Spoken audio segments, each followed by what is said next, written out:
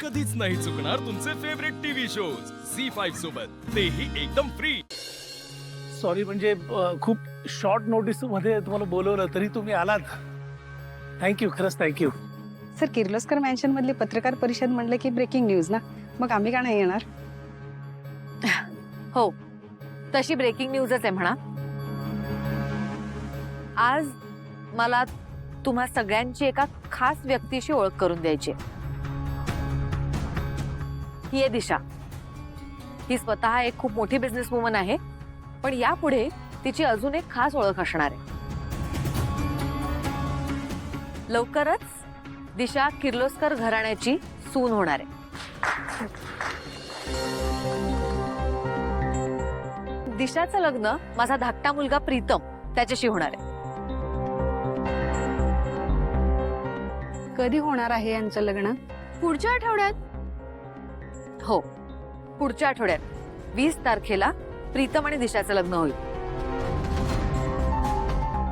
पण त्याआधी ऑफिशियली मला दिशाला सगळ्यांसमोर किर्लोस्करांची होणारी सून म्हणून इंट्रोड्यूस करायचं होतं.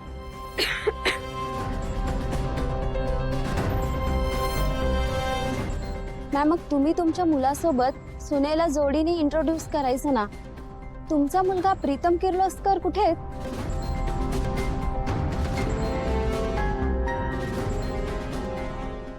आता तरी सगळ्यांसमोर प्रीतम खरोखर कुठे गेलाय हे सासू मॉमना सांगावंच लागेल. त्या पावळट मीरनं त्याचं काम केलंय की नाही कोणास ठाऊक. पण आता तर ना मला पण प्रीतम नक्की कुठे आहे याची उत्सुकता लागलेली. प्रीतम कंपनीच्या एका महत्वाच्या कामानिमित्त बाहेर गेले.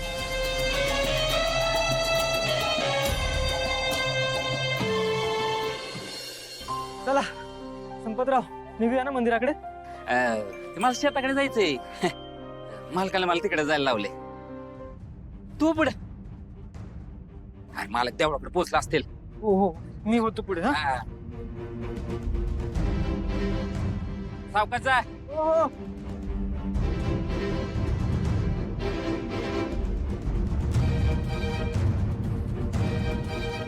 अरे किती येळ कधी येत आहे बघ. मला जास्त वेळ थांबता येणार नाही. हो रे बाबा, आपल्या ठरल्याप्रमाणे मी मोजक्याच गोण्या ट्रॅक्टर मध्ये मारल्यात. इथलाच एक नोकर आहे नंदी, ट्रॅक्टर घेऊन तिकडे जायला निघालाय. उरलेला गोण्या इथं घरापाशीच आहे. मी पडदिशी आणि घेऊन जावा. संपत दादा,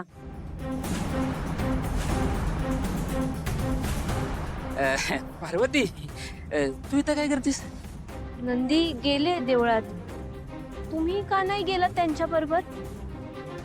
त्यांना एकट्यानं कसं काय जमणार आहे? जमल जमल जमल. हुशार आहे गडी. आणि आबासाहेब आहेत किती कडे येतील समोर.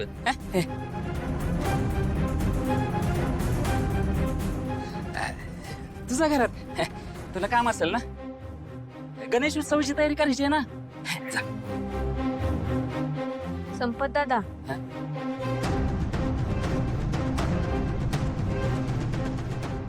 पार्वती, ते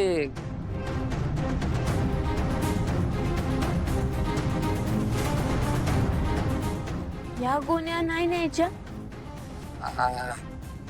ह्या काय त्या जास्तीच्या कोण आहेत त्या. हा, त्या माग कोटऱ्यात ठेवायच्यात. मी नेऊन ठेवतो की. तुझा घरात जा.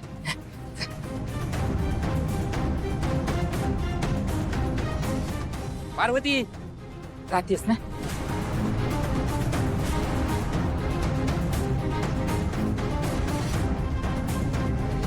आधी ना ती लाकडं घ्यायची आहे, मग शेतात जायचंय. मग आदित्य सर, आदित्य सर, कालच ठरलं ना आपलं. धनी म्हणू शकतेस तू. धनी इज फाईन.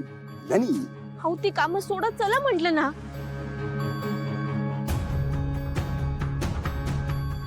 पारू, काय झालं पारू?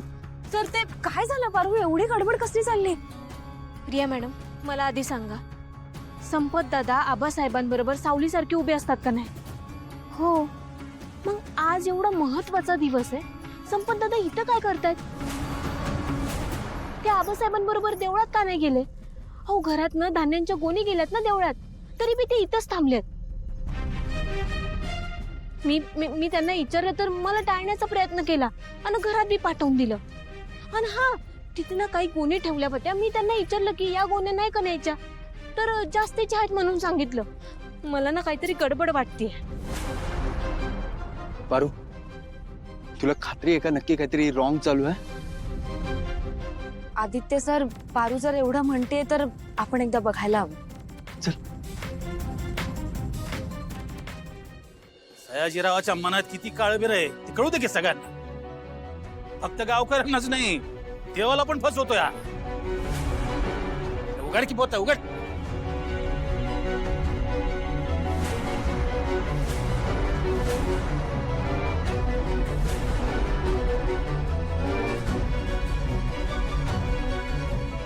रणजितराव, झालं ना आता समाधान?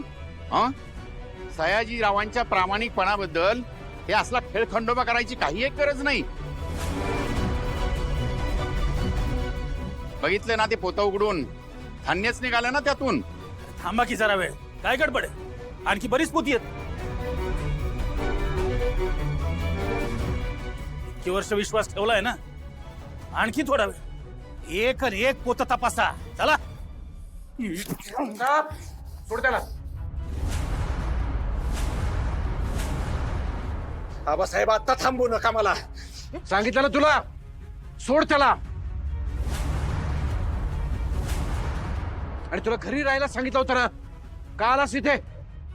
येणार नव्हतो आबासाहेब, पण मला माहिती होता हा काहीतरी घोळ घालणार, म्हणून आलोय.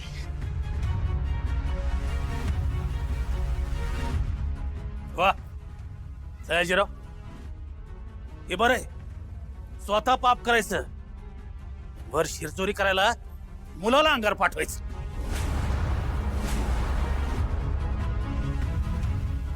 पण आता झालंय ना तुमच्या मनासारखं, मग आता मिटवूया ना हा विषय. बघा बघा किती मा झालाय सयाजीरावात. त्याचा नोकर पण त्याचीच भाषा बोलायला लागला आता. ए थांबा सगळे, होऊ दे तुमच्या मनासारखं. तपासारी सगळी पोती. बघ रे.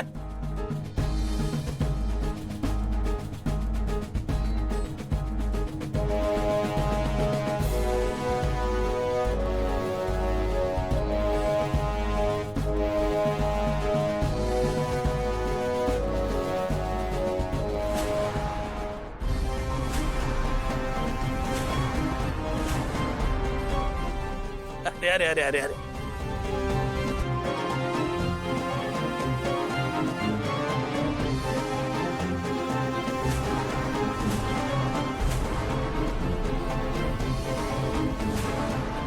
बघा,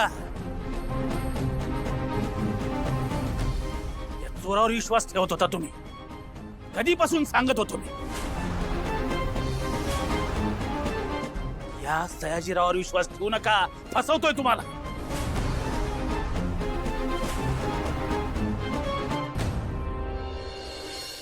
माझ्यावर कोणाचाच विश्वास नव्हता. आजवर सगळे आंधळ्यासारखे याला आबासाहेब आबासाहेब करत याच्या मागे शेपूट हलवत याचं गुणगान गात होते. पण हा माणूस तुम्हाला फसवत होता. मंदिर समितीचा अध्यक्ष होऊन तुमच्या भावनांशी खेळत होता. सयाजीराव, डोळ्यानं जर बघितलं नसतं ना, तर विश्वासच बसला नसता. झी5 ॲप डाउनलोड करा आणि पहा सर्व एपिसोड्स एकदम फ्री.